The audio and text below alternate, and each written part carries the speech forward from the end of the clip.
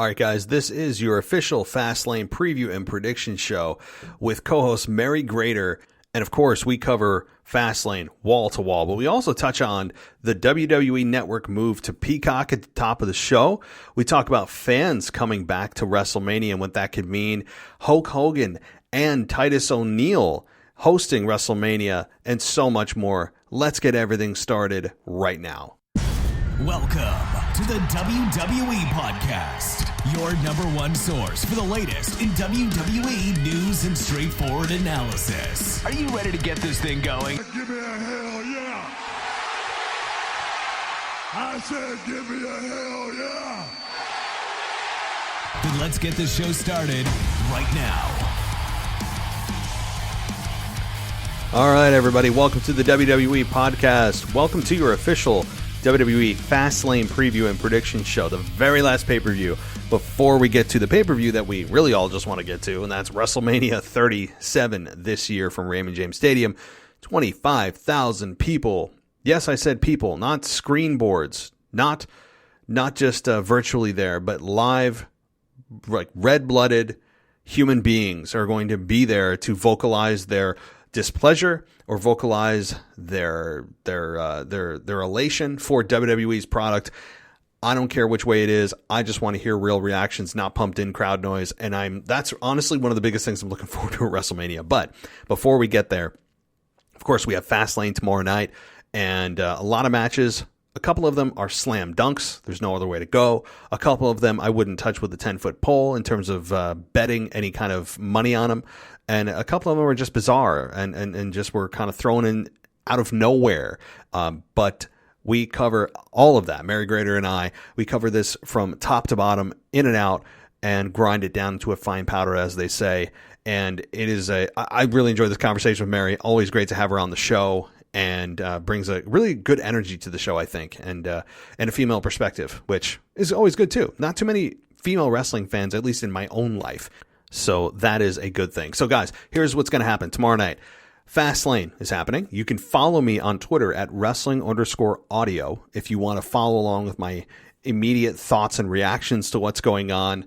And then the Botch Guy, YouTube's The Botch Guy, will be joining me here on my show, as he's been doing for the last, 6 months or so, maybe more, following a pay-per-view. And we'll be doing a review show immediately following the closure of the pay-per-view of WWE Fast Lane. And that will be published as quickly as I can. So probably late tomorrow night, early Monday morning, in the wee hours of the morning, that show will be published, Eastern Standard Time, of course. So that'll be a lot of fun. By the way, if you haven't followed him on YouTube, go follow the Botch Guy on YouTube. You'll be very glad that you did. Trust me. Entertaining as hell. Authentic. You guys know the deal. I can't put him over enough. For real. So head on over to YouTube. Get yourself familiar with the Botch Guy, what he sounds like, and he'll be joining me here. Another guy with just great energy that'll be joining me here tomorrow night for the Fastlane review show. And then, of course, the week resets and we get back into WrestleMania season with a pure focus on WrestleMania. No more stops, no more roadblocks, no more fast lanes, no more elimination chambers. All about WrestleMania starting next week. So if you want to get rid of the ads and plugs while you're on the road to WrestleMania and listening to us while you are on that road driving, you can head on over to Patreon at patreon.com and search out the WWE Podcast, because we are ad-free over there for $1 a month. All ads removed. That's pretty damn good, because I know that many of you, the number one complaint is ads, and I understand that. I say that every time too, but I want to empathize with your frustrations about ads. I am 100% on board with you about ads being a pain in the neck when you're listening to a podcast. I get it. I hear you. I deal with them too. But a great way to deal with that, again, head on over to Patreon and search out the WWE Podcast. And so the entire library is ad-free, guys. That's pretty good. So, okay. Well, that is it for the intro. I know you want to just hear about our preview and predictions. So here we go, guys. And enjoy the pay-per-view. If you don't hear from me, if you want to hear from me and you want my instant reactions, again, follow me on Twitter at wrestling_audio. Also on Instagram at WWE_podcast. So I hope you guys are ready. This is going to be a fun pay-per-view, and it is a really good conversation with Mary, as always. So I will talk to you next time. All right, and welcome to the WWE Podcast, guys. This is the WWE official Fast Lane preview and prediction show with Mary Grater, and we are just 3 weeks away from WrestleMania. It's crazy to think. It felt like it was just 10 weeks. We were seeing the 70 days and then the 30 days, and then here we are, boom. It is 3 weeks away, but we have Fast Lane, the very last stop before WrestleMania. Before we get there and all the craziness ensues, live fans will be back. We got a lot to talk about with Mary Grater tonight. So, but first, before I do that, I want to introduce her. How you doing, Mary? I am well. How are you doing, Matt? Not bad. I'm up here in the Northeast, as you are, and it's actually starting to feel a little bit like spring. I almost can see all of my grass. The snow is starting to finally melt away. So hopefully things are nice where you are. Same. It's, I wasn't happy when we had a 75-day degree and then it dropped down to 30. Like, I'm over the cold already. But yeah, we're getting there. It was warm today. It was nice. But yeah. I'm done with the cold. It was very, very, very cold in February. I'm still like recovering from it. So, and as you are, so ready for spring, ready for new things, ready for WrestleMania, I think. Yes, exactly. WrestleMania signals a lot of different things. It signals, obviously, the best time of the year for wrestling fans. It also signals the start of spring, and baseball season's getting underway. March Madness is on full swing this week, next week, the week after. Like, things are really starting to come together and start to look up, obviously, with COVID kind of starting to wane a little bit, vaccines everywhere. I mean, I'll be honest, it seems like this summer could be the best summer we've had in a couple of years for sure. So, but before we get into the Fast Lane preview and prediction, there are some things I got to ask you because we haven't talked since this happened. Number one, Peacock is the official home of the WWE content, the WWE network, so to speak. Now they host all of their content. WWE has gotten their money and they've just gone, okay, here, Peacock, take our content and do what you want with it. We got our $1 billion. So what do you think about this transition to Peacock? You had to start with something that I'm going to be mad about. Okay, guys, so here's the deal. I'm really, really mad about it for numerous reasons, because it's just like, I am happy I am getting The Office out of this. Like, I was very upset that I didn't have access to Office, but I wasn't going to buy Peacock for Office. I was like, okay with not watching it for a long time. But this was a money grab. They take the product. They have no idea, obviously, how WWE programming works. And everybody who's gotten in transition that I've seen on Twitter is complaining because that you have to search and dig through all these sub-menus to get to WWE stuff. And I just don't understand, like, when WWE Network launched, other than Netflix, it became like one of the premier streaming things. Like, everybody started doing their own channels and streaming after the network launched. And, you know, they profited off of it. It was a really good idea, and I just don't understand why they would give that away to somebody. And then, even if it's a partnership, why isn't it that you sign in to, like, the Peacock app, right?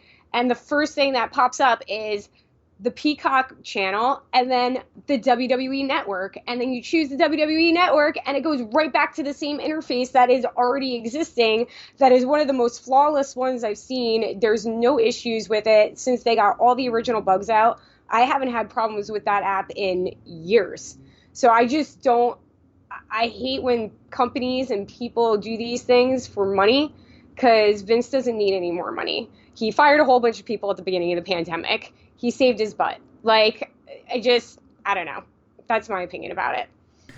Yeah, I mean, that's one of the evils of a for-profit organization. I mean, I can't fault them for wanting to make money. I mean, that's what they're in existence for. They're not a Little Sisters of the Poor, but they are a for-profit organization. I understand that.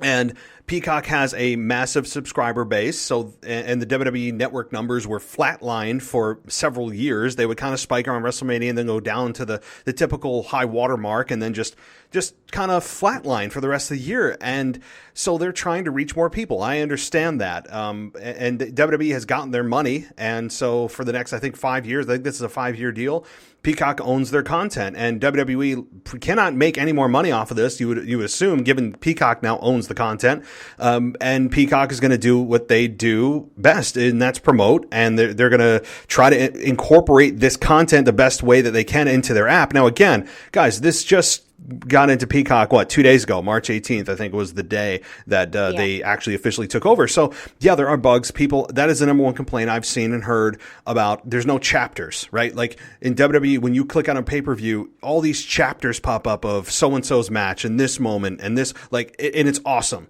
This Peacock does not have that. So I'm sure in time when they hear this from the subscribers, they will transition. I mean, it would be stupid of them to not take the best of the WWE network and put away the worst of it. And I don't see any reason why they wouldn't listen to that feedback. They're not exclusively a wrestling content creator, right? Like they're not. They just took WWE's content. This is something that they're going to have to kind of form fit over time. So I'm a little bit down on it, but I kind of expected that. Like, I mean, it's not the WWE network as we knew it. It is now Peacock's WWE network. So we're going to have to kind of deal with the bugs, the glitches, the complaints. Well, I mean, God help them if the streaming doesn't work tomorrow night.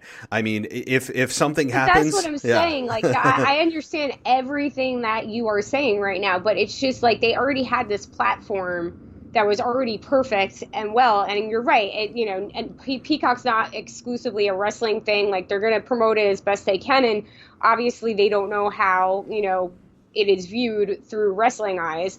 I get all that, but like you're telling me that there's no way to just make two menus with both channels separate under one umbrella. Yeah, no. Look, they're probably developing this now. We don't know. We don't know when this deal was actually struck before it went public, so that they could come to terms with the project that they have at hand. Okay, this is something we should probably do. Here's what we can actually do by March 18th.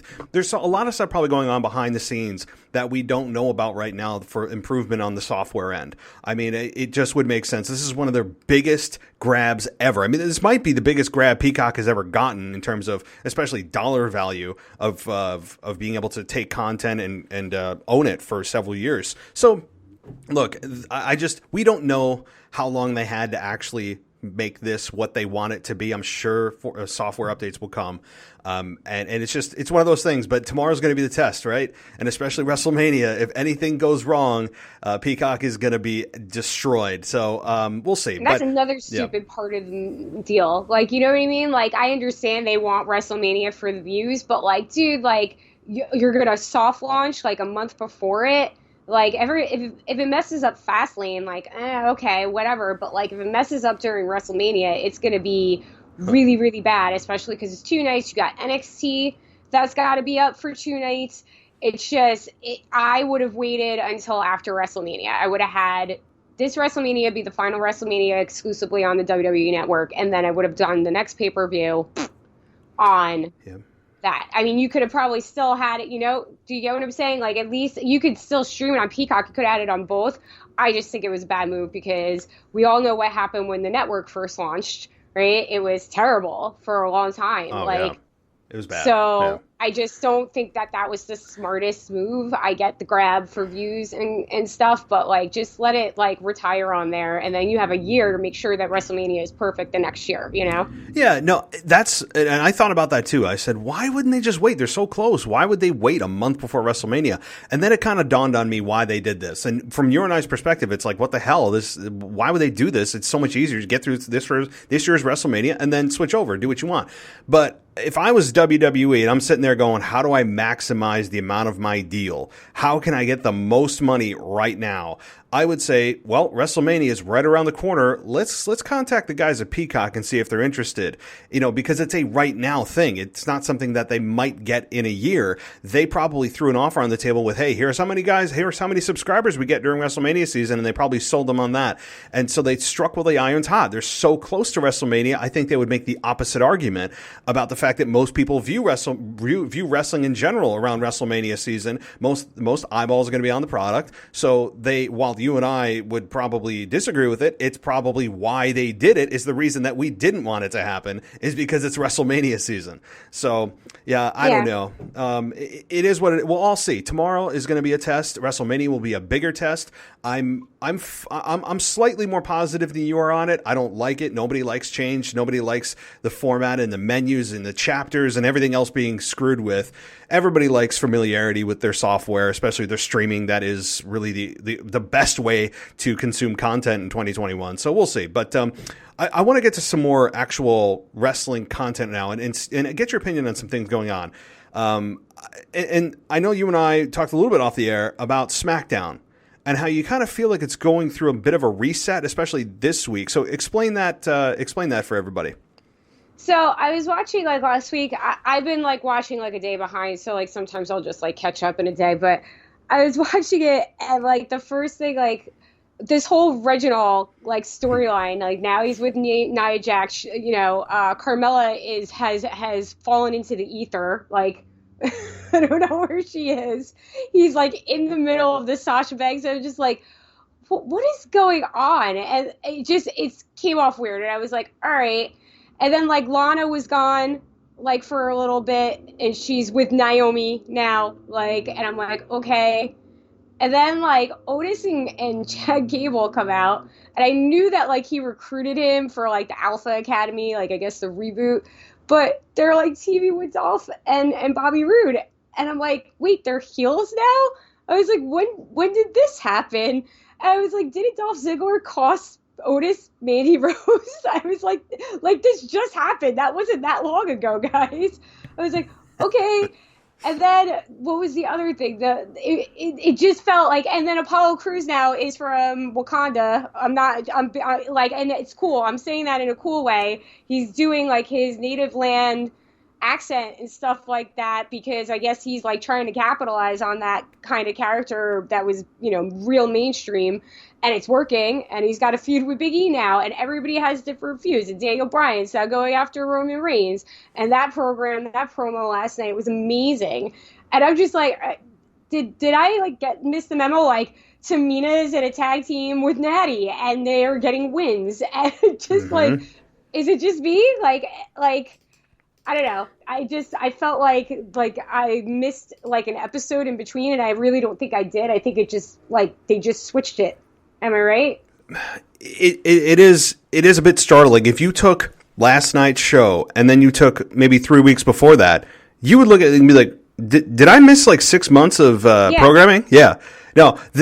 And I think, though, as we talked a little bit off the air, but I think the reason is that WWE is suddenly going, hey, guys, we really got to get things in place for WrestleMania, even if it's a little bit jarring and our transitions aren't very smooth. We don't give a damn. We're just going to do this and this and this, even if it's rigid and there's no really good flow to it. Here's what we're doing, and we're doing it now because we don't have much time left. I think that's exactly what's going on here. And not all of it's bad. I mean, just because there is a little bit of kind of a disassociation of things going on, I don't think all of it's bad. I mean, like you said, a lot of it's good, actually. Yeah. It's just the transition wasn't smooth, even though the content's not bad.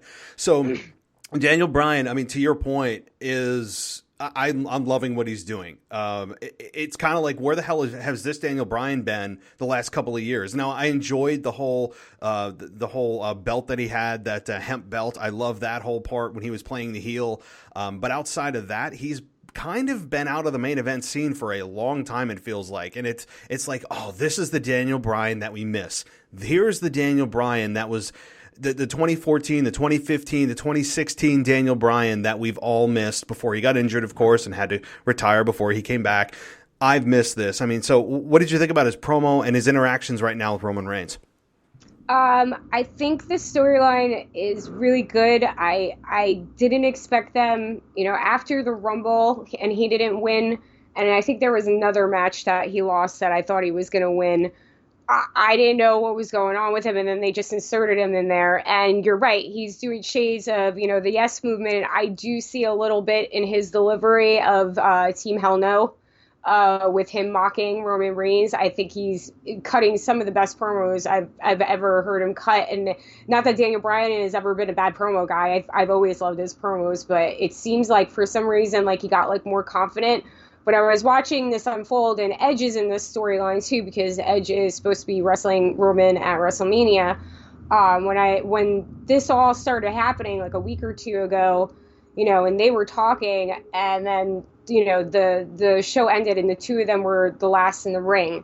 I tweeted, I was like, the two guys who were told they were never going to wrestle again are standing at the end of SmackDown, and they're both going for the main event at WrestleMania and Fastlane. So Yep. now the question is the match actually versus Roman, or is it Daniel Bryan versus Edge? Well, I think it's probably neither. I think that it's probably going to be a triple threat. As much as I don't want to say that, WWE loves their triple threats. Because the thing is, if you're going to tell me it's one or the other, it's Daniel Bryan versus Roman, or it's going to be Daniel Bryan versus Edge, I would say, well, WWE's going to go with Roman versus Edge.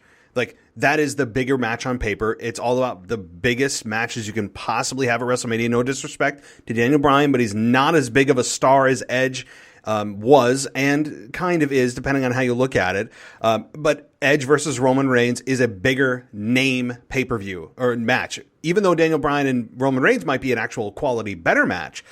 That said, I don't know where that leaves Daniel Bryan if they do have a one-on-one with Edge and Roman and Daniel Bryan's the third wheel, and where the hell does he go? So I don't, that's what I think is going to happen as a triple threat, because I don't know 3 weeks out where you put Daniel Bryan after he likely, I mean, I'm not going to give away my pick yet, but likely loses to Roman Reigns at Fastlane. How, where does Daniel Bryan go? Right? Like, I mean, do you have any idea? I don't know. And you're probably right about the triple threat, just because even if Bryan wins tomorrow, then where do you put Roman? And like, they've been building Roman like a super heel. And again, kudos for finally turning, because he is just amazing. I never thought I would say that about Roman Reigns and his mic work right now and everything he's doing. I am like, kudos. Like, I have egg on my face. It's one of those moments. So I don't know where you would put him, but I just was watching it and I'm like, it feels like, Bryan's gonna beat Roman to me. I mean, not that Bryan's going to beat Roman and win the title, and then it's going to be him and Edge at WrestleMania, and Bryan is going to turn heel and be like, you stole my spotlight. Like, I was the one who came out of retirement and blah, blah, blah, blah, blah. And then I don't know. That's the vibe I got. I know everybody wants Edge to turn bad, but I don't think that Edge can go heel.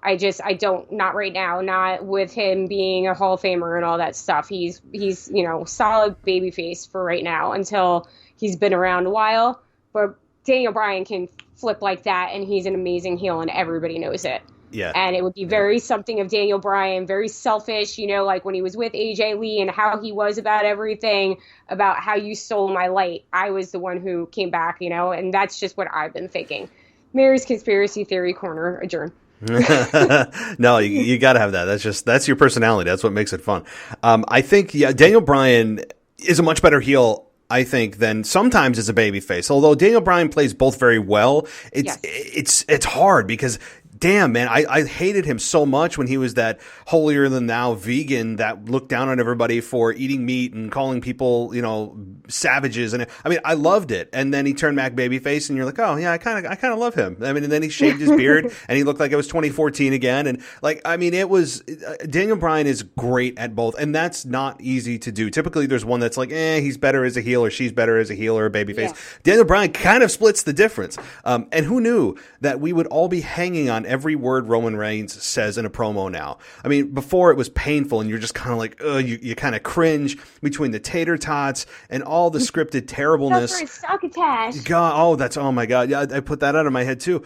It is just amazing that we're sitting here saying that I hang on every word he says, because every word has meaning. Every word feels like it has something behind it. He speaks in a quiet anger. He rules with fear. Everything about his character is so damn brilliant. I mean, I've praised it so many times, it's getting boring, but it is great. Now, again, I want to save our predictions to the end here with our Fastlane main event here. But there's a lot of possibilities. And while I am trending towards Roman Reigns retaining, I guess I'll reserve my final thoughts for the end here. But before we get into Fastlane, I do have one more thing I got to ask you, and I'm scared. I'm nervous to ask you about this, but Hulk Hogan and Titus O'Neil are hosting WrestleMania this year. Does this mean anything to you? Like, what does this mean to Mary? I saw it today, and I was like, that was my reaction. And it's just like, Hogan, it's WrestleMania season, and I feel like them putting him with Titus is just to be like, hey, forget about all the stuff that happened with Hulk Hogan in the last 10 years. Yep. And, I think Titus O'Neil is a stellar human being, and if he's cool with it, then I guess it's got to be okay, but, it's still, I don't want to see Hulk Hogan. Like, I don't care. Like, it's just, give me Stone Cold. Like, it was still it was 316 the other day. Watched all the programming on the network. Was watching like the histories and the rivalries, and it's just like Stone Cold is the greatest of all time, not Hulk Hogan. Like, let's get over it already. Like, I don't know why they wouldn't do it. Maybe it's Steve. Maybe he doesn't want to do as much stuff. I just feel like that moment for that spot to be Hogan's is gone, like, and it's been gone for years, now they just keep doing it. Just let it go, man. We understand all the racist comments he said, which is very ironic, although I don't think very ironic if you think about it, that they're putting Titus O'Neil with Hulk Hogan as the as the hosts of WrestleMania. I think there's an intention there, if you read between the lines, given the history of Hulk Hogan and his comments. I mean, it's no secret the things he said and have done and all that. But I really don't care beyond that narrative, beyond the possible political / little racial issue there. Beyond that, just purely wrestling, I don't care to see Hulk Hogan anymore. I don't need to hear about his H phone that he tried to make a joke out of at the beginning of the Legends Raw, whatever the hell that was, a month or two ago. I don't need any of the brothers anymore. And look, I'm a Hulk Hogan fan from a wrestling perspective. Personal level, Terry Bollea, different opinions, but from a pure wrestling perspective, nobody can deny the impact he had. That's a fact. But I don't need in 2021 Hulk Hogan anymore. I was actually hoping that this year's WrestleMania would be the very first one that we don't need to dip into the Attitude Era, into the 80s era, into the 90s to bring back a star of yesteryear to promote WrestleMania. I was really hoping that this would finally be the WrestleMania that we can break away from needing all of that, all the Attitude Era stars. And look, I'm a massive Stone Cold fan. If the glass crashes, of course, I'm going to be out there like screaming my face off. Like, yeah. But, I would like to see WWE make that statement of, no, like, we're doing WrestleMania this year, and it's not going to include any of the big stars from the past eras. Let's move forward with this generation. I mean, I don't know. I was kind of hopeful, but at the same time, I do enjoy The Rock or Austin coming back, just not Hulk Hogan. I've seen my share of Hogan. It seems like a generation removed at this point. Like, you know what I mean? Like, Stone Cold and Rocky, like, they're no spring chickens anymore. You know what I mean? Like, they're, Stone Cold's over 50.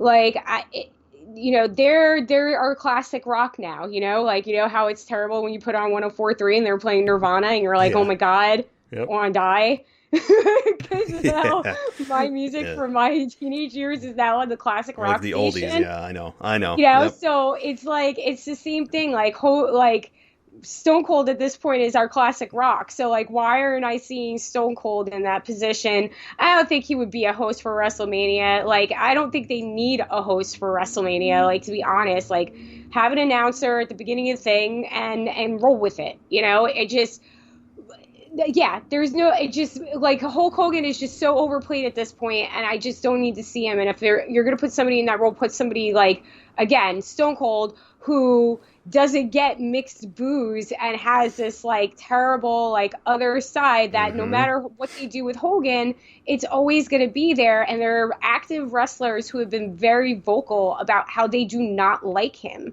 and it's just like, why would you, like, trot this guy out when you could have the glass break and the place absolutely go nuts, because that nobody will ever be able to do what Stone Cold Steve Austin does to this day. He gets the loudest pop anytime he comes out, no matter what, louder than the Hardy Boys returning. It is him. That is his thing. The crowd, he has the crowd in his hand, It's been 18 years. 18 years since the guy stepped in a ring for a match against The Rock at WrestleMania 19 in Seattle, Washington in 2003. It has been 18 years since that day, and yet he still gets the biggest pop of anybody on the roster ever. I think that should say something. So it's just so going back to Hogan, it's just I don't need to see him anymore, and I'm not buying it. Like, I'm not buying what you're selling. Sorry. I don't know why they somehow think that it's he's a name, he's a household name. I'm like, yeah, he's a household name that has been beaten to death that no one cares in this generation to see anymore. I'm sorry, he doesn't. I mean, we got sick of like Ric Flair coming out. I would still rather see Ric Flair than Hulk Hogan. That says something. Yeah, I'm with you. So. But Titus O'Neil, that'll be interesting to see what his role is. I'm a Titus fan. Titus World Slide. I like Titus a lot. Yeah. I mean, Titus O'Neil is like you said. He seems like a genuinely good human being.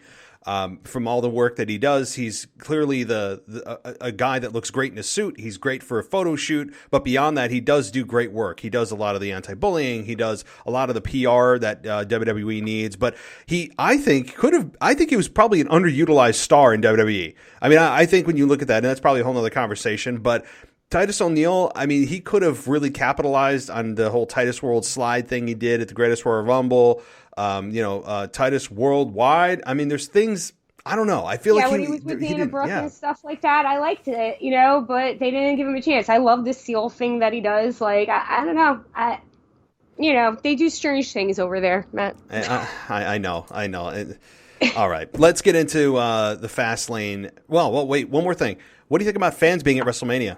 Like real live human beings, no screens. I think it's cool as long as it's safe, and protocols are in space, in place. I look at this point, it's kind of like, I don't know, like would I go? No, but as long as it's cool and everything's spaced out and they kind of do what they did at the Super Bowl where it looks like all those fans were there, but they actually weren't.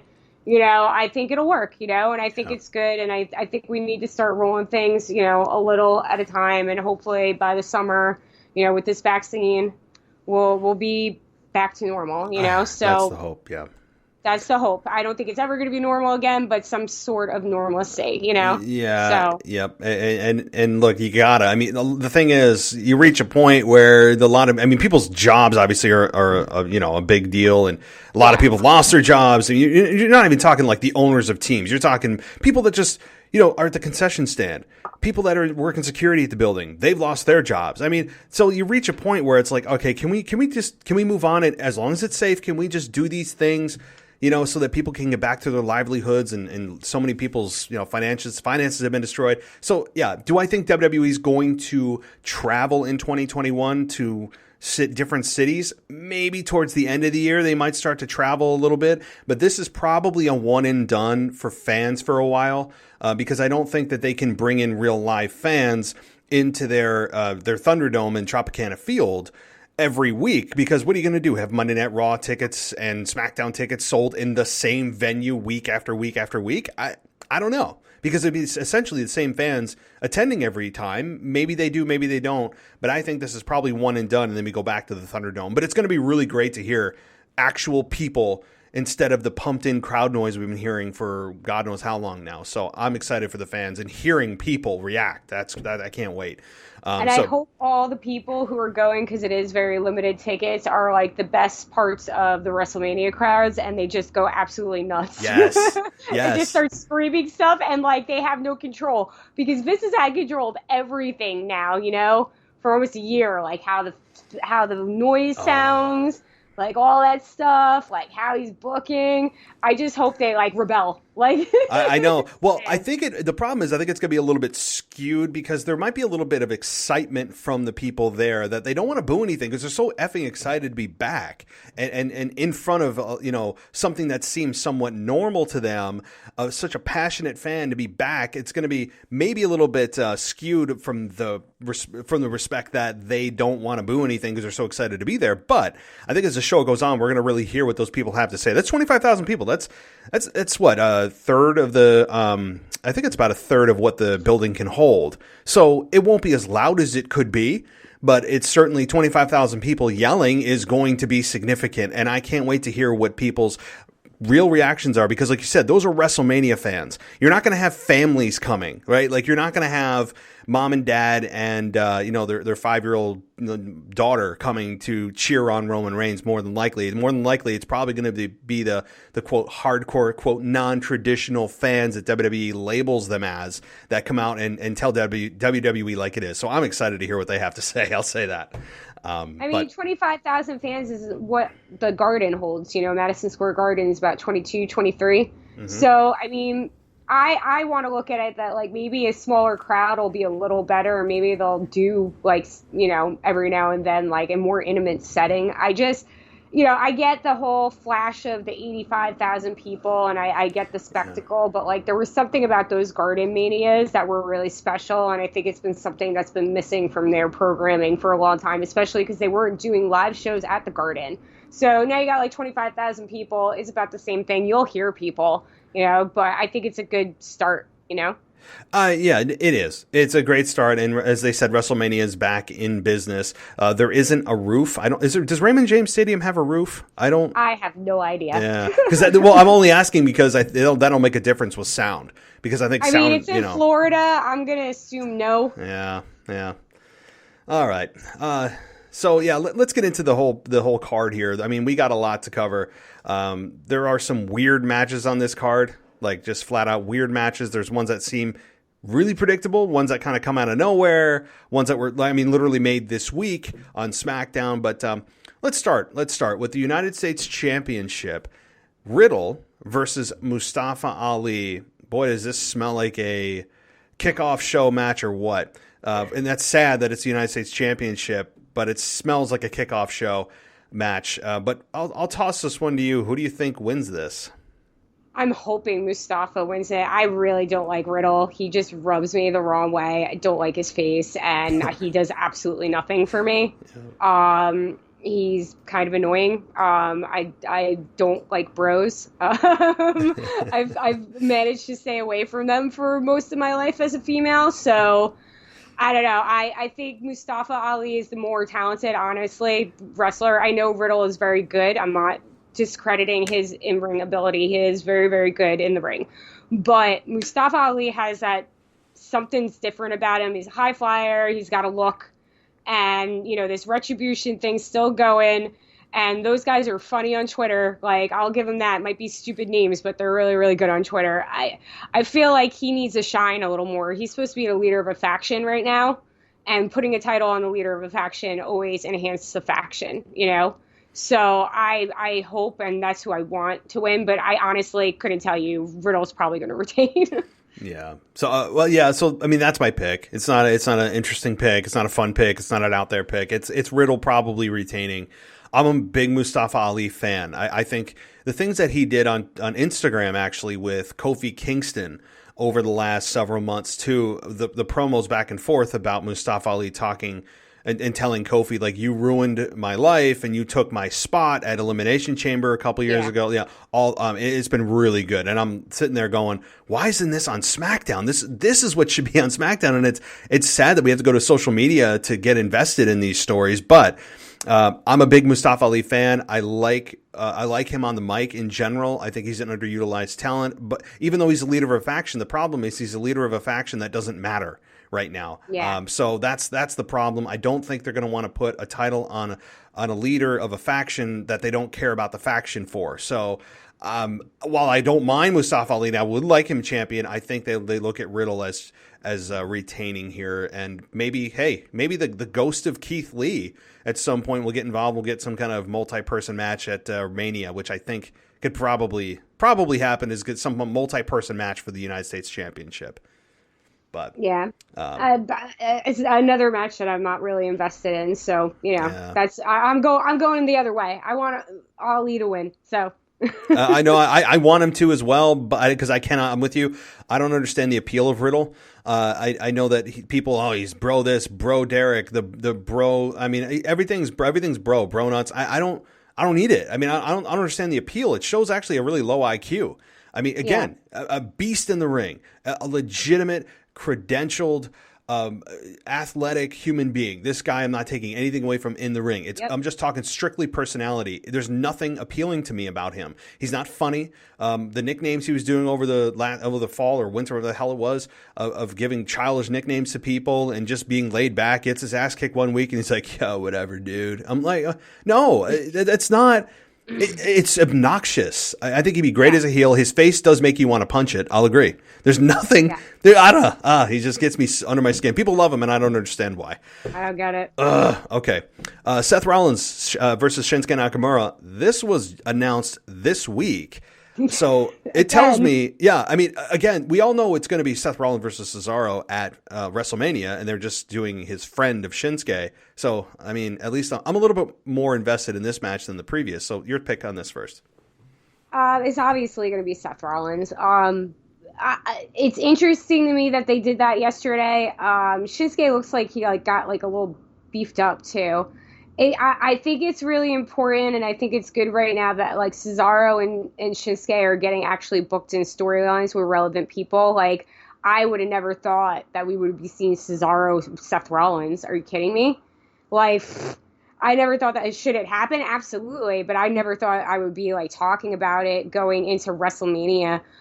They've been trying to push Cesaro again, and it seems like it's working right now. And I don't know what's going on with Rollins suits and stuff, but man, that guy, I don't know. But I digress. I'm just, I'm saying it's a good program, and I like that these guys are getting put in situations right now that actually seems like they're it feels like for once they're pushing everybody, even though there are people missing. I don't know if that's the right terminology for me to say. I don't know if that makes sense to you. No, it does. I was a little bit excited that Shinsuke Nakamura was maybe going to be put into the title picture after he was in a gauntlet match and he survived 3 other guys, and he could have faced Roman Reigns, I think, at Elimination Chamber, and he lost. But I'm looking forward to this match again. On paper, you'd go, whoa, this looks like it could be something great. Shinsuke Nakamura, Seth Rollins. But it's, to me, where they've positioned Shinsuke over the last several weeks, I'm kind of down on him. Just the way that they've positioned him. I don't think it's going to be a squash. I think it's going to be a very good match. It's going to be exactly what we expect. Probably a B+ match. We're going to get Cesaro somehow interfering. Probably, he could cause a DQ, I guess. But he probably is going to come in there, and even if he beats, and probably will beat Shinsuke, after the match, he's going to come out and beat down Seth Rollins and his sockless loafers or whatever the hell he's wearing these days, and just his ridiculous shoes. But I mean, that's the point, right? I mean, that's the point. Impossible. Yeah, it's impossible to talk about it without mentioning that. I really didn't want to bring it up. Yeah, I mean. It's so egregiously bad, and I guess I got to give Seth Rollins a round of applause because that's the point. I mean, he knows. Yeah, I know it's the point. Yeah, what is this? Yeah. Oh my god! No socks, just comes out there in a plaid suit. I love him. I love Seth. Yeah, I do he's too. One of my favorite heels. He's just got this weasel quality about him, and I've always loved it. But I just he walked out last week, and I'm like, what are you wearing? Mm-hmm. What is that? It is so distracting. It doesn't make me angry. It's just ridiculous. Yeah, I mean, I'm with you. So look. But yes. So going back to Shinsuke, I think Seth Rollins is going to win. Obviously, I also the other elephant in the room is, Buddy Murphy was back with him last week. All of a sudden he's not with the Mysterios and not dating Alana. I feel like I missed something, and then now he's got he wasn't on this week. I'm like, what is going on? Yeah. That's the thing. The consistency is a little inconsistent right now. I don't know. I mean, look, this match is a stepping stone to get us to WrestleMania with Seth Rollins and Cesaro. That's where this is going. I had bigger hopes for Cesaro this year. I actually had at one point booked him out all the way to WrestleMania with Roman Reigns. That obviously is not happening. But at least Cesaro and Seth Rollins are going to be putting on probably potentially a match of the night candidate if given enough time. I have no worries about them working together. I don't think anybody does. They knew this is a plug and play match that they could go in and they tear the house down. And I do too. I think they could. So, okay, here comes a match that is not easy. And it's not really a match as it is really, I guess, a distraction from what we're really supposed to focus on. And that is Alexa Bliss versus Randy Orton. No way WWE is going to have a real match with these two. But what do you think is going to happen with this? Is there even a real finish? We all know the Fiend is somehow going to get involved. This could go 1,000 ways. What's your pick on how this whole thing plays out with Alexa and Randy Orton tomorrow night? Before we even get into this, when did this get booked? Monday. Because I saw it yesterday, but I did not see it the week before. Did it get booked the week before? No. I think it was Monday. I thought it was Monday. I thought it was this past Monday. Monday. I was watching Raw, but I didn't catch all of it. So, yeah, I saw it on SmackDown. I was like, okay, this is happening. I don't know. I know you don't think that they would have an intergender match. There's a percentage of me that thinks it might be. I feel like they're trying to go towards, I'm not saying it's going to be a huge physical match, but she has taken an RKO. There has been this fire element. I don't know what it's going to be. Obviously, it's going to be in her playground. Something mystical is going to fucking happen. Oh, excuse me.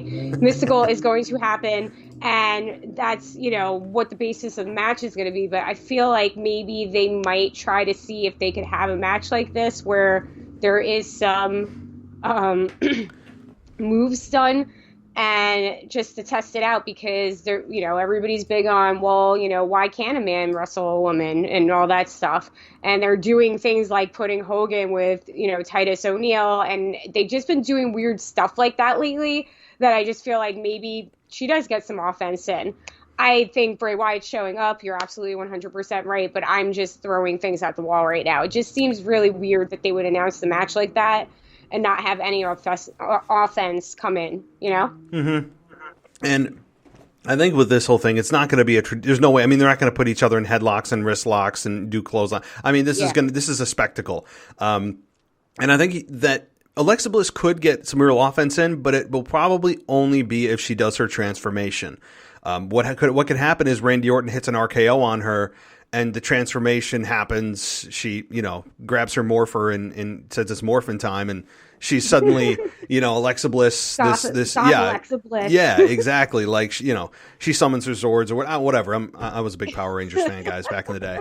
But Alexa Bliss does her transformation. She stands up, and the announcers are like, "Oh my God!" and they get all serious, right?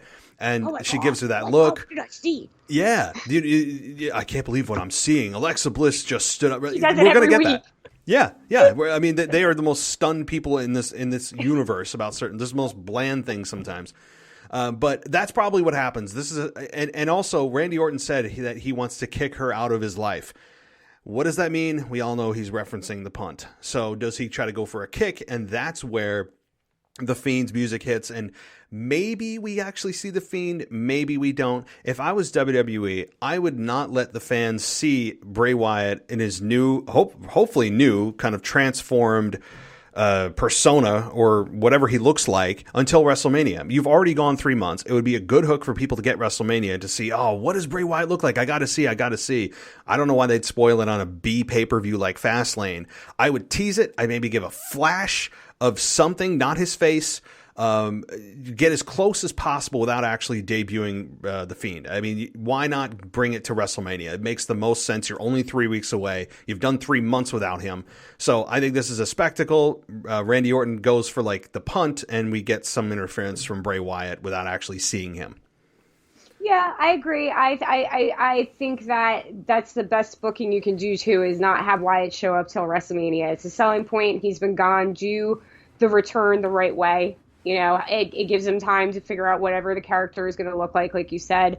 And, on another note, it's like, I haven't really talked to you. How are you enjoying this storyline? Because, I like it, I know it's weird and everybody's like, oh, this is like, too supernatural, but, Undertaker, so go away. I like that she's a witch. She is doing hexes on him. And I don't know if anybody's like realizing this, that's what she's doing. I'm glad you brought that up. It's not Wyatt doing it. It's not, it's her. She might be, possessed with the spirit of him, but it's her. She's doing witchcraft on him. That's why he's coughing up black stuff and she's blowing out candles and it's happening. And I think it's really interesting. And I don't think they've ever done anything like that serious like that. Like they've done like the vampire girl, with the brood and like all that stuff. But it's always been like kind of hokey, cheesy-ish. Or childish.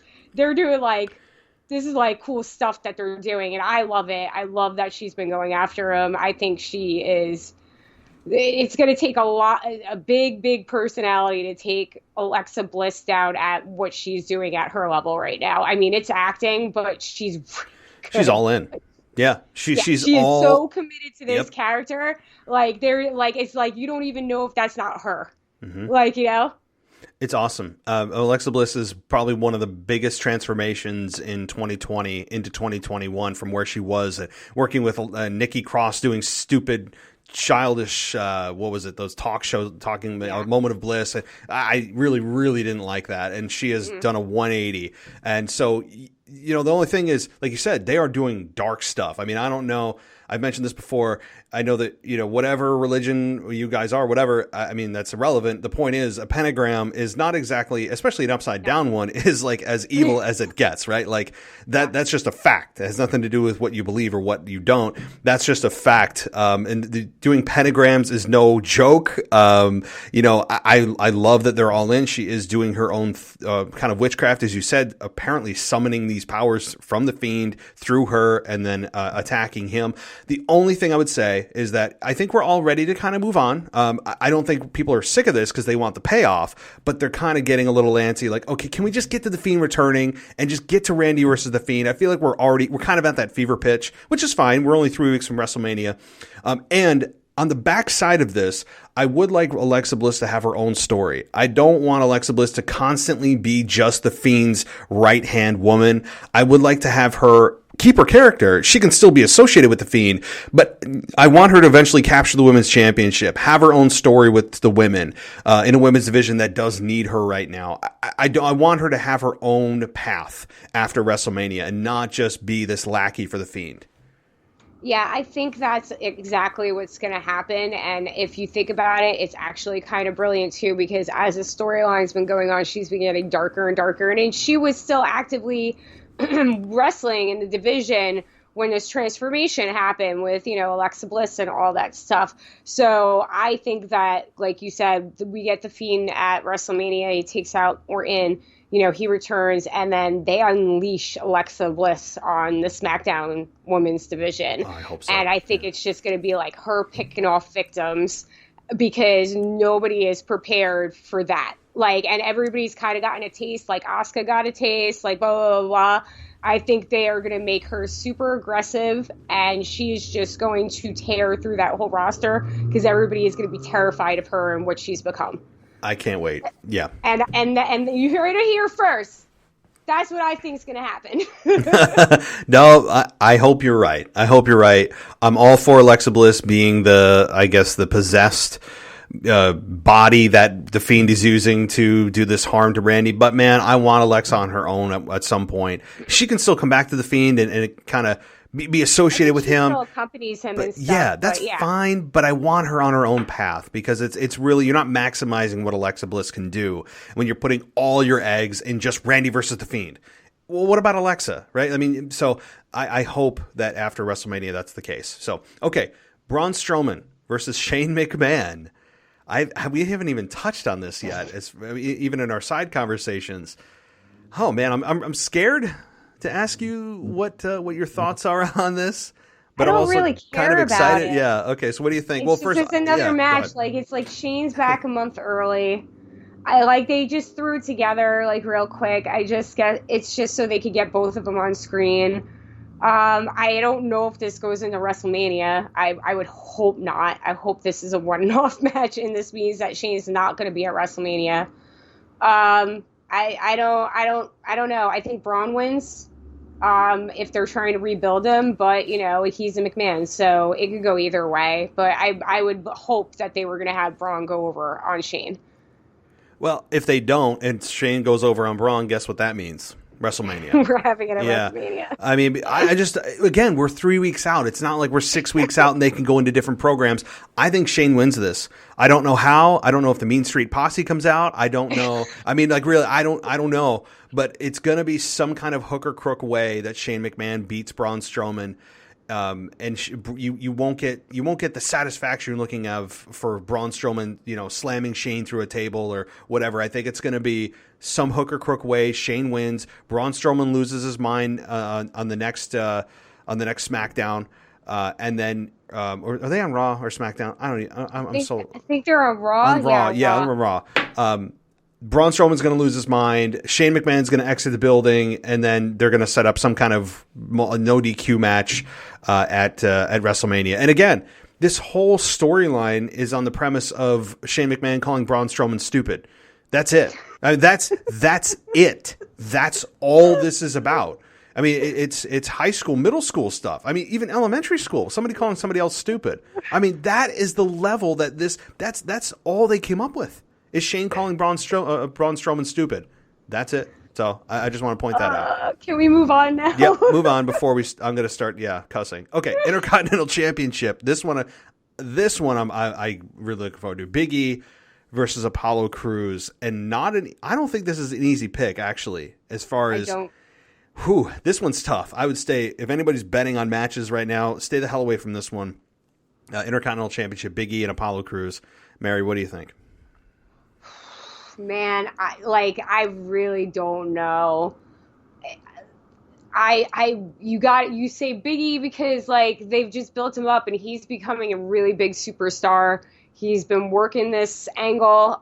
He's being himself. They haven't changed him or anything. He's just removed from the New Day, and he has his New Day character, and he's rolling with it, and he's been a good champ.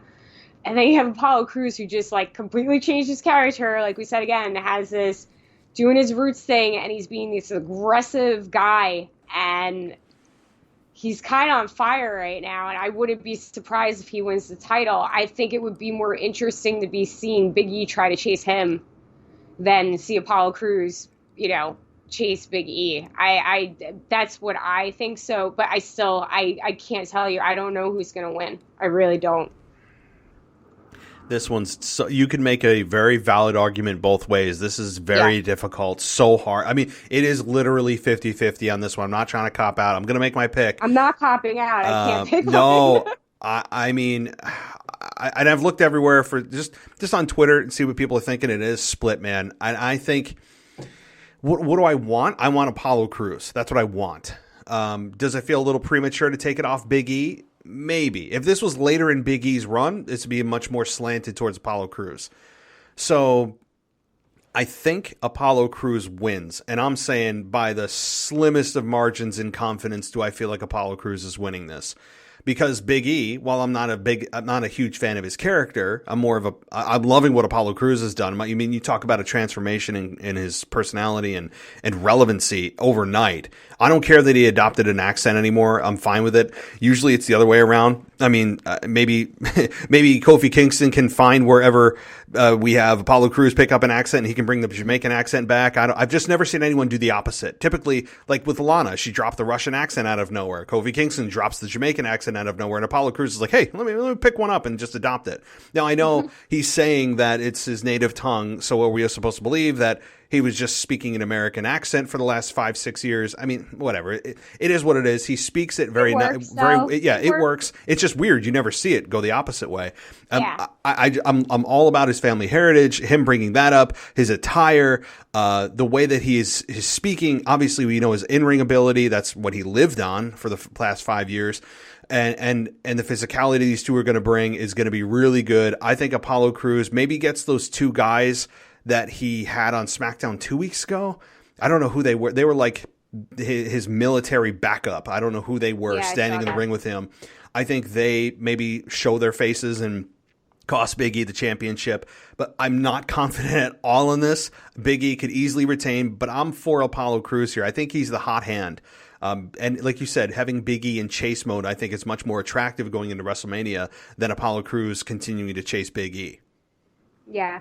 And I mean, like, this is just, I'm throwing this in there because I like throwing things in there. Do you think there's any chance that if Apollo wins, that he joins the Hurt Business?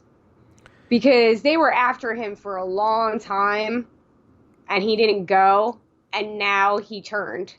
And if he gets a title, and the Hurt Business loves collecting gold at this point, you know.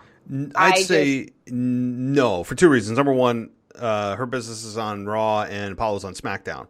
Number two, I mean, could they make a trade? Sure. And WWE doesn't care about their own their own brand separation because people come over all the time with no explanation. Yeah. So that is number one. But number two, Apollo Crews is carving his own path very nicely right now, and the Hurt Business seems to be falling apart. Yes, Bobby Lashley is the WWE champion, but now we have the Shelton Benjamin and Cedric Alexander drop the belts to New Day, which I completely disagree with. I think it's a bunch of crap. Yeah, that New was Day stupid. I don't know so why dumb. they did that. So that just sends the message to fans that they still look at New Day as a higher ranking tag team than Shelton Benjamin and Cedric Alexander, which I think is a big mistake. But that's how they view them. That's the message I was sent by WWE this close to WrestleMania, that they don't trust Cedric and Shelton to carry those belts into WrestleMania.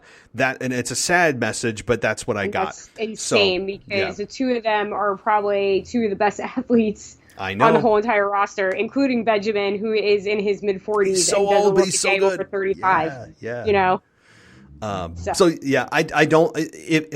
If they were on the same brand and they continued to kind of drop hints, maybe, but I don't think so. I think Apollo needs to stay on his own path. He's doing his own thing and it's working really well. I wouldn't muddy the waters with the Hurt Business right now, especially considering they seem like they're kind of falling apart. Even though Bobby's champion, they aren't really on screen anymore. It's like they've separated Bobby Lashley as champion in his own segments and not even having Cedric or Shelton on the camera with him anymore. It's just MVP.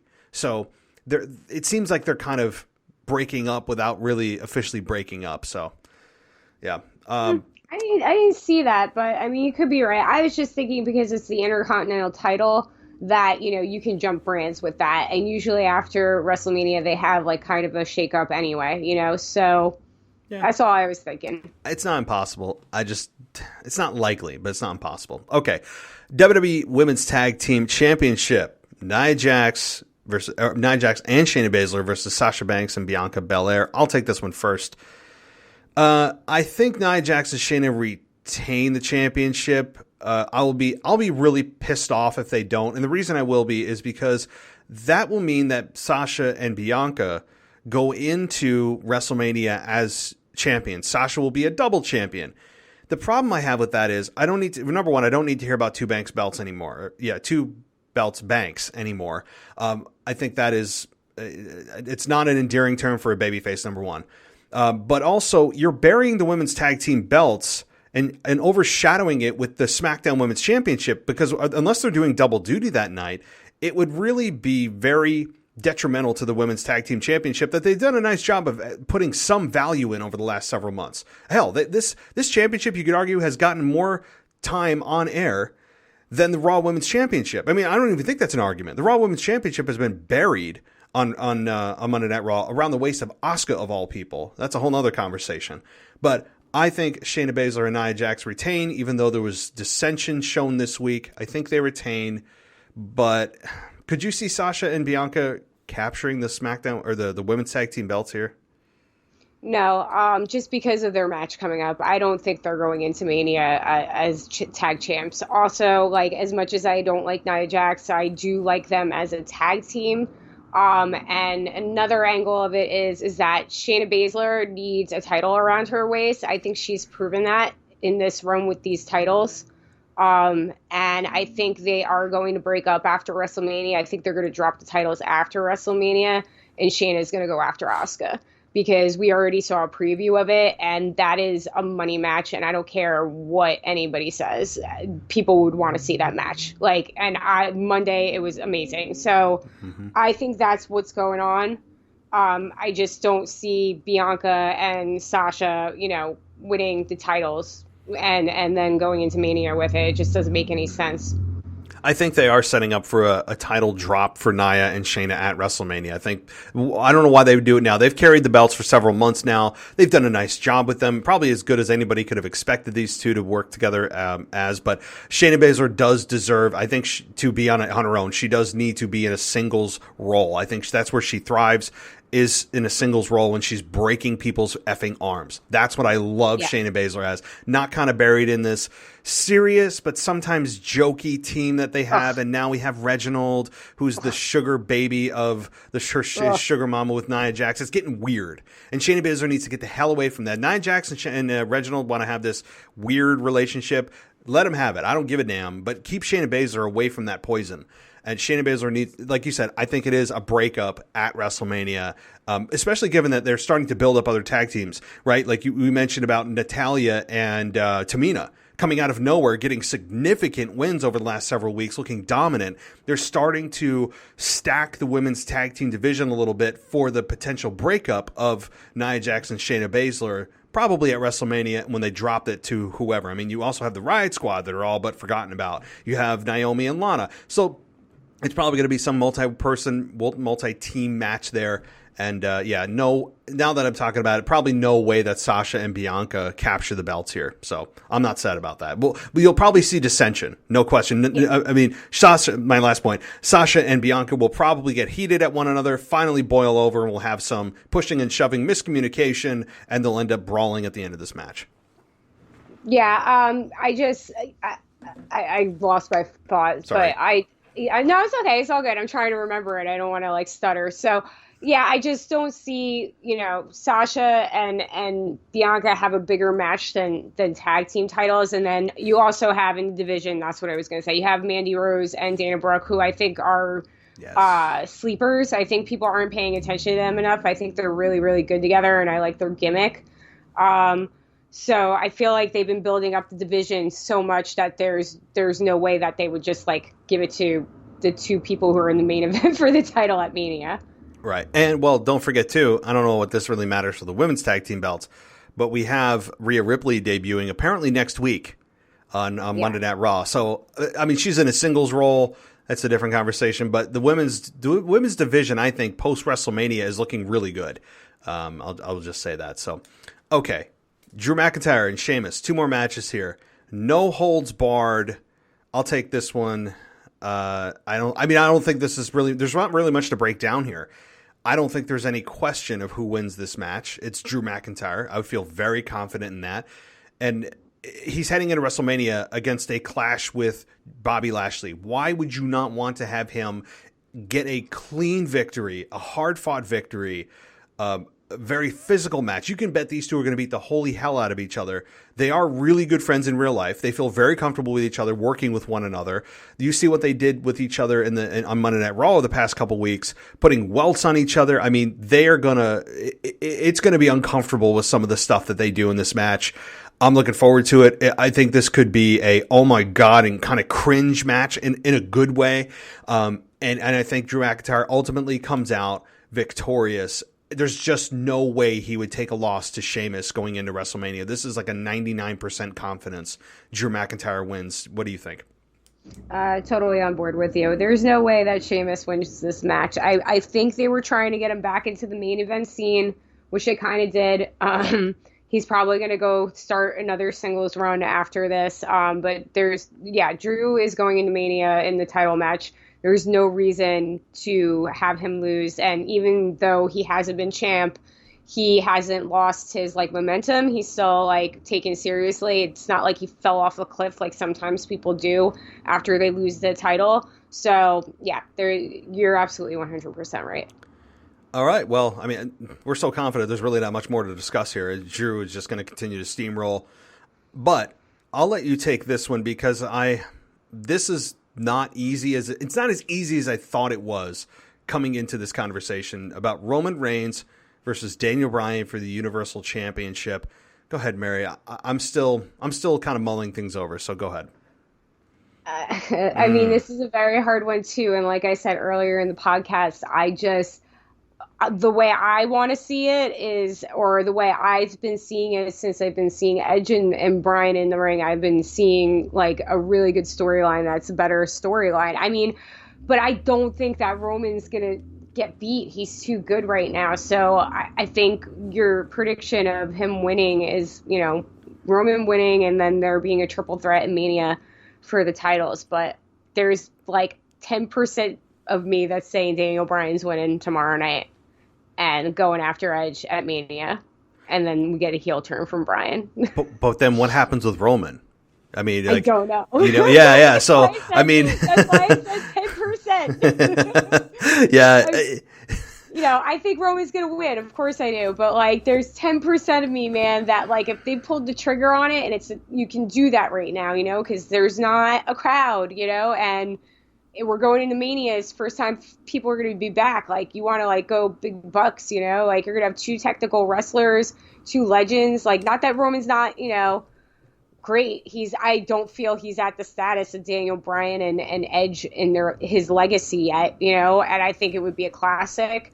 You know, Edge has looked amazing since he's come back, and there's a story there, you know? The two guys that did, you know? Mm-hmm. So that's just Mary, you know, dreaming in the corner right now.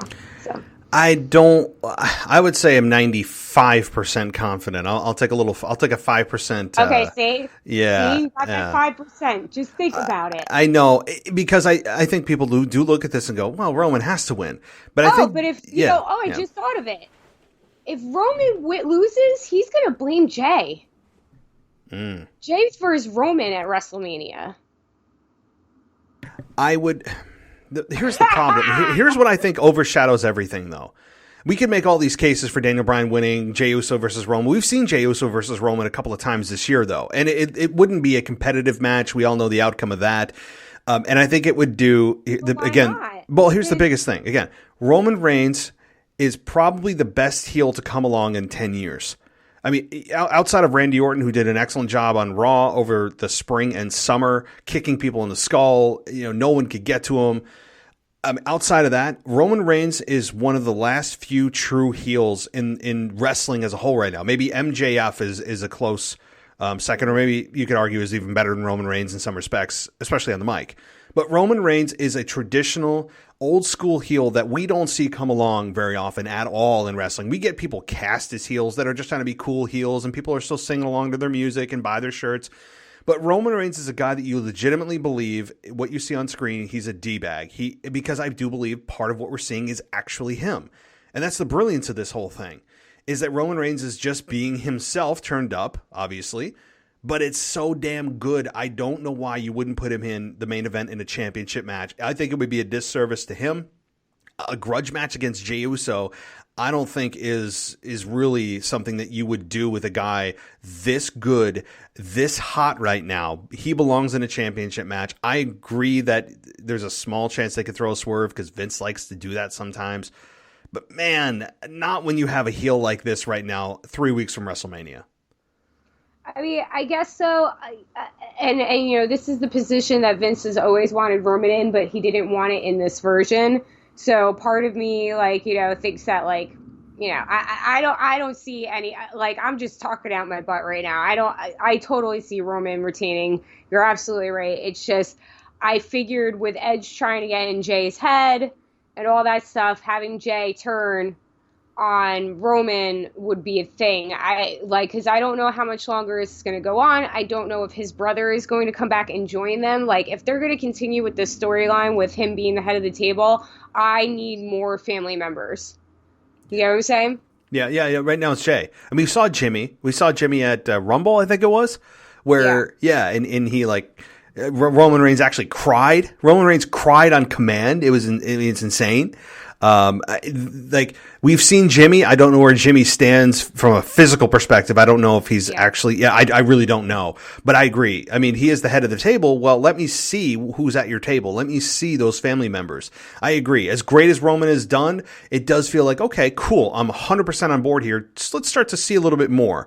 Let's expand this. Let's expand your family members. A good heel always usually has some kind of backup, somebody to take the heat, somebody to kind of look down upon, yet also tell them what they want to hear so they do what you want. Roman Reigns is just so damn good right now, but I agree. Maybe Jimmy Uso, maybe I don't even know who else, right? Like, I mean, I know The Rock. People have been fantasizing about The Rock versus Roman forever, and there is certainly a story there. But anyway, Roman Reigns, Daniel Bryan, this should be a really good match. There will be probably spots where you and I and the fans all at home are sitting there going, oh my God, is this actually going to happen? They'll give us some really nice hope spots where Daniel Bryan has him in the yes lock for a significant period of time. It looks like he's going to tap. Something happens. It's going to be fun and I'm looking forward to them trying to sell me on that moment, even though we know the outcome. It's all about the ride, as Vince would say. So. But I mean, what's your opinion about the special enforcer, like with Edge being involved in the match? I don't want to say it's a non-factor. It's certainly a factor, and Edge in there is going to be fun because you're going to be waiting on a spear. But we all know Jimmy Uso is somehow going to get involved, even though he's not the special enforcer. I think he's there to neutralize Jey Uso when he inevitably comes out. The special enforcer traditionally just stands on the outside of the ring, kind of like circles the ring, makes sure, I don't know, that things are done fairly. He's like an assistant to the referee without actually being the referee. I think that having Daniel Bryan there and Edge there seems like he would outnumber Roman Reigns. But again, Jey Uso could get involved. Maybe Jimmy Uso gets involved. And eventually we get maybe Edge knocked to the outside of the ring. Roman does something underhanded. And we get a 1-2-3. However, even though Roman Reigns retains, I think we still get a spear and Edge maybe holding up the Universal Championship. No matter what, Edge out there is going to try to keep things safe. He's going to try to keep things balanced. But in the end, Roman Reigns is going to come out with his help or helpers and end up winning the match, even though there's going to be a spear or two from Edge. And that's how I think it's going to happen. There's so many ways that this could happen, but Roman retains. Yeah, Roman retains. So, all right. One more thing, and then we'll close this out because we haven't talked about Bobby Lashley versus Drew McIntyre at WrestleMania, which is going to be the main event of WrestleMania. Fans are going to be there, real fans, as we spoke about earlier. How do you think the fans handle Drew McIntyre versus Bobby Lashley in the main event for the WWE Championship? Because I'm struggling with how fans are going to react to this. You would think Bobby Lashley would get booed and Drew would get cheered, but Drew McIntyre has been champion for, it seems like, the better part of a year and did a very good job. I have no problems with Drew. Fans love Drew. He felt like a real champion. No problem. But Bobby Lashley is a guy that many people did feel was misused, misbooked for so long. And the fans also don't have a reason to hate him. He doesn't cheat to win. He doesn't do anything underhanded. He comes out, he kicks ass, and he leaves. That's exactly what he does. And again, the fans have a lot of respect for him. Do you think the fans at WrestleMania have a hard time cheering for one over the other here? Or do you think it maybe could be more pro Bobby than Drew? How do you think the fans react? I don't know. I was ecstatic when he won 2 weeks ago. I can't believe they pulled the trigger. And the last time we talked, you were talking about stuff like this. And I was like, holy crap, he was right. And I tweeted at you. Yes, I saw that. Think. Yes. Yep. And I just, it was a watershed moment. He's been doing good work, the whole Hurt Business. I still don't know if they're bad guys or not. Like sometimes they're very, very tweeners. They're kind of enforcers. They're kind of not. They beat up people when they need to. But like, yeah, you're saying he doesn't cheat to win. They're just all good athletes. I don't know. I don't know if it's gonna be, if there's still gonna be pipes and cheering and stuff like that too. So I don't know like how they're gonna lean. It doesn't seem like he's the villain in this story. So, but, does that mean we get a Drew heel turn? That's what I pondered over too. And helps him or something. Yeah, and maybe Drew captures it with help. Yes. Yeah. And I don't mean to be spoiling things for people, but it's very possible given that I don't think WWE can have Drew beat Bobby Lashley clean and have the fans go, yay, he did it again at WrestleMania again, and go, cool, we've seen this, but Bobby just won it like a month ago. What are we doing here? I think fans are going to get angry if this title run's cut short for Bobby Lashley, who waited 17 years to hold the belt and then gets cut short by Drew McIntyre. Even though fans love Drew, it's going to be very interesting how they play that out and what the fan reaction is. I don't know. I'm struggling with it. I love Bobby Lashley. I also love Drew McIntyre. It's hard. It's really hard. So I mean, I guess it kind of comes down to though, who's, you know, I don't know. I just lost about, because you're right. It's going to be really hard whichever way they do it. I don't think that Drew wins the title and turns heel. I think I actually think Lashley's going to retain at Mania and clean. Drew's going to turn heel either way. I think he's going to lose his crap and go after him, and something's going to happen. I don't know. Maybe Sheamus comes out to help him and he still loses, and then they attack him after, you know. Something like that. I'm having visions of AJ Styles and Shinsuke Nakamura at WrestleMania, where they had a really good match. Not as good as some thought it would be. Same with me. But it ended up being AJ beating Shinsuke and them, shaking hands and embracing. And then we get the low blow. I mean, could that be the same thing that Drew does, where he gets beat clean, fairly, by Bobby Lashley, and then after the handshake, he turns around, gets this nasty look on his face, gives him a low blow and a claymore, and then boom, we have a heel Drew. It's, plausible, so yeah. I don't know. But it all depends on this, and if they feel like they've gotten everything out of that McIntyre babyface character that they can before they move on. There's also Brock Lesnar's name being floating around, right? I mean, Brock Lesnar has been a guy that everybody is wanting to see face Bobby Lashley forever, and I'm sure Brock's aware, or maybe he's not. Maybe he's just secluded up in the woods in Montana, and it was with his 10-foot fence around his house, with growing his beard and not even paying attention. It's possible, sitting on his money. I mean, who knows what Brock Lesnar's doing? So, I mean, but that's it is a rumor. What happens if Bobby does retain, and Lesnar comes out to challenge him? Yeah. Or, that could be going in, so I don't know. I really don't know what's going to happen. But this is what's fun. I mean, this is what's fun about wrestling is in this match, I'm very interested. The outcome is very, very interesting to me because of how protected Drew has been. And they're just starting to build Lashley what the finish is. That's why when you put a rock and a hard place together, something gives, and it's usually something big, and it's not just clean win and we move on. It's got to be a massive return or a huge heel turn. To me, it's one of those, and I just don't know which one it's going to be. I'd be very disappointed if it's just a clean victory for Bobby or for Drew rather, and then they just move on like it never happened. That's the most disappointing outcome I think could happen is if Drew just outright beats Lashley. Yeah, they have to make it interesting, but I'm sorry, the money is, Lesnar versus Lashley, no question. Heyman versus MVP. Oh, think about that. Stop! You're killing me. Yeah. They're sitting in the ring victorious, and then the music hits, and the two of them walks out, and Paul just takes the mic and just starts cutting into MVP. Dude, the money's right there. So. I mean, that's a Mania match. I that can't happen, but that's where I think the money is, and I think if that could happen, it would be great. But I don't know what Lesnar's deal is right now. So I think if Vince puts enough zeros on the check, that Lashley or Lesnar will be interested in it. I'd also like to see that in front of real people too. I've said that so many times over the last year. I want to see this match in front of a real big crowd if possible. Now I know that may not happen for another 6 to 12 months until everything's hopefully lifted and people feel safe enough, and it is safe enough to go back to an arena and whatever else. I mean, there's so many unknowns, but I would love to see, just as The Rock versus Roman Reigns, if that happens, I don't want it in front of the Thunderdome.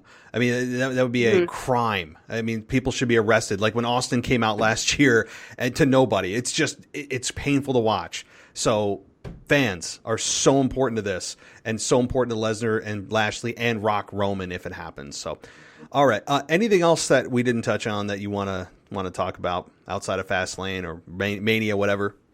No, I don't have any idea. Really, what happened to Charlotte? Oh yeah. I mean, same place that she was. I mean, the blondes of WWE, Charlotte and Carmella, they must be hanging out on a beach somewhere. I don't know.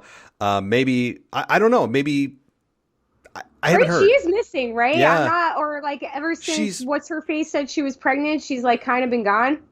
She's been MIA. I mean, maybe they just kept her off TV because they're like, we don't know what to do with you these couple of weeks. We're going to get to you and Asuka. 3 weeks out, dude. Well, that's crazy. I think what's going to happen is now that I'm really diving into post Fastlane here, with Rhea Ripley debuting on Monday night after Fastlane, they probably bring back Charlotte. Maybe Charlotte and Rhea Ripley go face to face to see, who's going to challenge Asuka for the women's championship at WrestleMania, and maybe they have a match. I don't know. Or it's just Rhea Ripley straight up with Charlotte at WrestleMania in their rematch from last year. I don't know. But that's my thinking, is they just kind of pulled her out of that awful storyline with Ric Flair. Thank God that's over, and Lacey Evans. And they just said, let's wait till Rhea Ripley gets back. And that's probably what it is. So I think that was it. It just popped into my head. I was like, oh my God, it's WrestleMania, and I haven't heard about Charlotte's match. No, I mean, because we all thought it was going to be Asuka versus Charlotte. I said that for like 6 months, and now it may not be. It may be some multi-woman match, or it could be just straight up Charlotte versus Rhea Ripley at WrestleMania. Like I said, it could be Asuka and Shayna Baszler. I want that match. I would too, but the problem is she's in a tag team. She's buried in that tag team. Next month. I want Shayna Baszler out of that tag team. It is dragging her down. As great as she did, as good as she possibly could do in that team, but it's time for her to go away and do her own thing and be solo. That's where she lives. That's where she does her best work. Not this weird dynamic with we went over that. So, okay. Well, Mary, please share your social media with everybody, or whatever else you want to share, so that people can get in touch with you if they have questions, comments, opinions, whatever it may be. Concerns. Questions, comments, concerns. Yeah, right, exactly. Yeah. I feel like I'm back in school. Yeah. Jeez. You can follow me at Mare_Bear on Twitter, MARE_BARE, and then at Poppinster11 on Instagram, which I'm not as active as Twitter, but I'm there. Yes. You can come see me. You are very active on Twitter, I got to say, in a good way. No, so definitely check out her on Twitter. And I will be in touch with you for sure as we get closer to WrestleMania. I'm sure you're going to have some very opinionated thoughts on what's going to be going on over the next 3 weeks or so as we get very, very close to WrestleMania. So, Mary, thank you, as always, for coming on. It's been a pleasure, and we will talk soon. All right. Have a good night. You too. Bye-bye. Bye.